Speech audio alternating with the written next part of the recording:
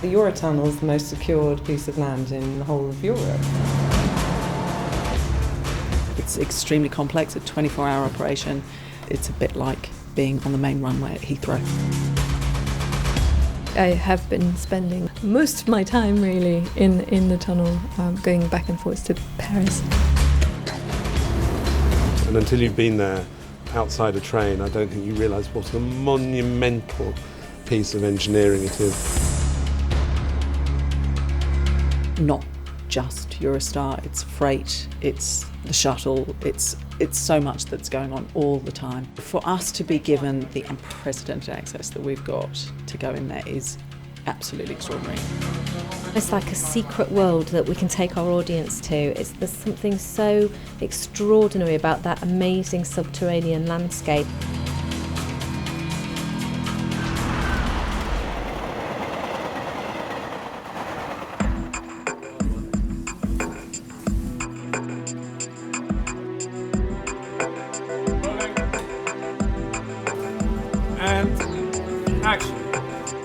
We started talking to the Eurotunnel probably a year ago, to the point where we started filming. We do the turning again, and then... They had seen the series called The Bridge that this is based on. We sat down and talked it through with them. They thought that this was such a great concept. The tunnel plays one of the major roles, and the images that we will see of the tunnel, the trains moving, the scale of the operations, the workshops and the maintenance that goes on behind the scenes, getting that out into a primetime audience is a fantastic opportunity. And when you combine that with the wonderful story, the Franco-British elements to it, and then a little bit of wild extreme fantasy, why not?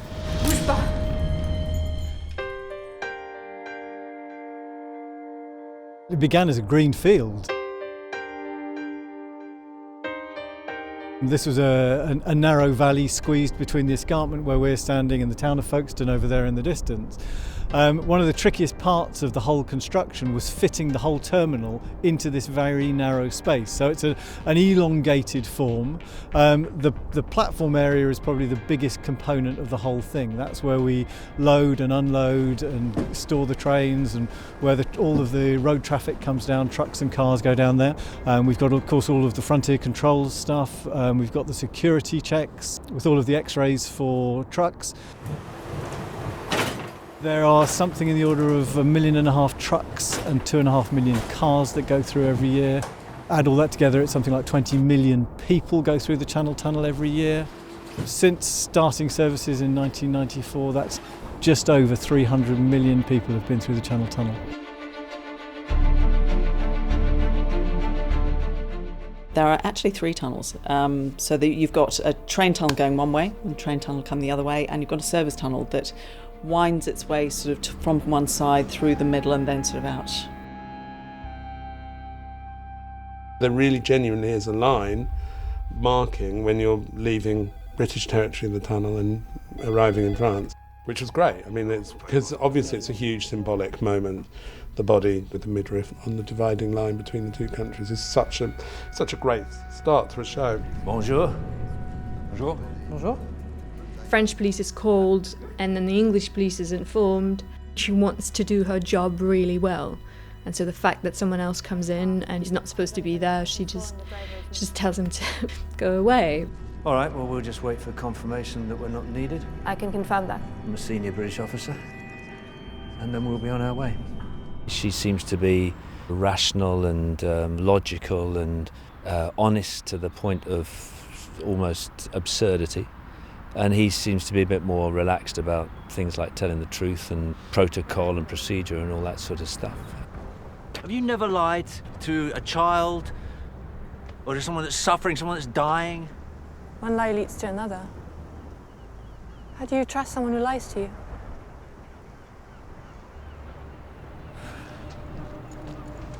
They seem to be complete opposites. As the series goes on, there's going to be much more of a meeting in the middle. They're both going to learn something about themselves from each other. The key thing that was interesting about it was the fact that the two main protagonists, one is English, one is French. They're doing the same job in a different country.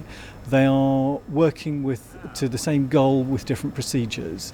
They have different cultural backgrounds that make them think in a different way about the same problem. And that's so like what we do here every day that it just said, we have to do it. We're actually in the service tunnel. I hadn't realised what an extraordinary thing it was, actually. It wasn't until 1985 when Margaret Thatcher and Francois Mitterrand of France got together and said, OK, we will build the tunnel, but it'll have to be built with private finance. They used enormous round cylindrical tunnel boring machines, and every time they moved forward a metre or a metre 50, they put in a segment of concrete lining behind them, segments you can see here in the walls. The opening was in May 1994. The Queen and President Mitterrand came together, cut the ribbon with a Eurostar and a shuttle train sitting nose to nose on one of the platforms. To get a crew of 100 people into that tunnel has been a logistical challenge, to say the least. Everybody has to be security checked, everybody has to have their fingerprints taken, they have to be photographed. Locations in the core security perimeter of the Channel Tunnel. They're built, first of all, to be pretty much indestructible. They're then protected to be pretty much inaccessible. They have security systems that see you day and night. They hear you, they feel you. You can't get through them without biometric data. A lot of security around it, a lot of people around, a lot of strange-looking wagons. These are the STTS vehicles, Service Tunnel Transportation System. 3 of our people carriers are down for the production, and we've also got the firefighting module and the communications module for the police, so that they're in the shots when we're down in the middle of the tunnel, which is what the response would be if we had a similar emergency in real life. We took a little bus this morning and it took us, 15 minutes to get down here. It's nice when you're allowed places that you would never go to otherwise. We've been very lucky. You go through these kind of submarine doors and immediately your ears pop, and you're aware of how vast this is, and then you just see the lights snaking down under the channel. The soundscape is so exciting. The sounds of those portals and the air pressure and the clunks of the heavy doors. There's a train passing now, so you hear this sort of like a little monster somewhere far away. I thought it would be very interesting to be down there on your own with the lights out. I thought that would be very curious.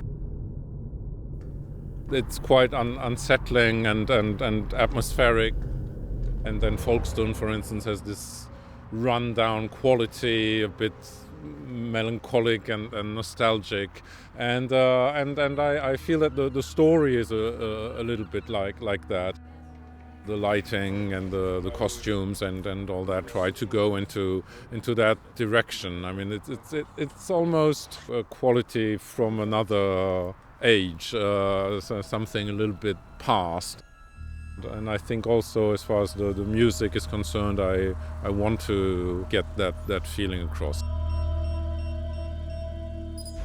It's kind of like the first time you take that train under the sea and you use the Eurotunnel. It's the concept of it is crazy, and then once you're in it, it's amazing how quickly you just get used to something, The director and the DOP insisted on wetting it down. I kept saying, this is the tunnel. I don't think this is a good idea, because I want to find out where this leakage is. But actually, it did look stunning and very cinematic. It was awesome. You could just see this distance. It was just beautiful. The only problem with the Eurotunnel is that you had to go a long way to use the toilet, so there was a lot of holding it in, which was tough. But we got there in the end, after like a 15-minute drive. We're running shuttles in and out with equipment. People are going back to the unit base to pick up more stuff and bring it back. The logistics are very, very complicated, and we've got a very limited time frame to work within because, of course, this tunnel is our lifeboat and it's our maintenance lifeline as well. So we have to keep it free flowing. So we can't block it at any point in time. So the crew's discipline is vital to the success of this. So far, I have to say, they've been brilliant. We've had so much help from them to get that authenticity, to be able to go into the control rooms. We're even using their staff as our extras. We have a double of this in France. So what we did when we were filming in here was we transferred the control over to France, and that enabled us to use this as our own studio. So we had Eurotunnel staff in here playing extras, doing their real jobs. So we filmed people operating the train management system, we filmed people managing technicians in the tunnel, and obviously the key moment in the beginning of the drama is the technician making the discovery underground. And so we saw that in real time here as it would be relayed to the control centre, and then the reaction of the control centre in alerting the authorities and the emergency services outside. She's been placed, the posture. Yes. And the legs are... Her head is in France and she's French, so it remains a French investigation. What the police find in the tunnel is what they think is a single person, but it is in fact the top half of a French minister, the lower half of a Welsh prostitute. When they pick the two halves of the body up in the tunnel, which is the big reveal, the head has to loll, the arms have to move, so the interior of the body itself is rose jointed and weighted. We use a medical grade silicone to replicate human flesh. All the hair on the head, the eyebrows, is all hand punched one hair at a time to give absolutely total realism. I'll supply the wig, I'll go along and perhaps make up the body as it would be before she was killed. We added some nail varnish to the toenails. When someone is suffocated, as she was, then you have lots of tiny little broken blood vessels around the eyes, little bluing around the lips.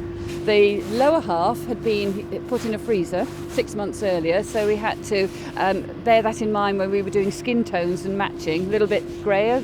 The top half, much fresher kill. We filmed something at a morgue with the pathologist. Everyone ended up sort of like touching the skin and checking because it feels very real. Everything moves like a body would move. It's really, really heavy. I love the toes. I kept playing with the toes during that scene, yeah. The quality of the work is astonishing. It makes you take a second look every time you walk past. I just love the fantasy element of it, and the number of staff from Eurotunnel who've become involved in this just shows you how interesting it is when you get a big production like this coming down. It's a fascinating look at another world.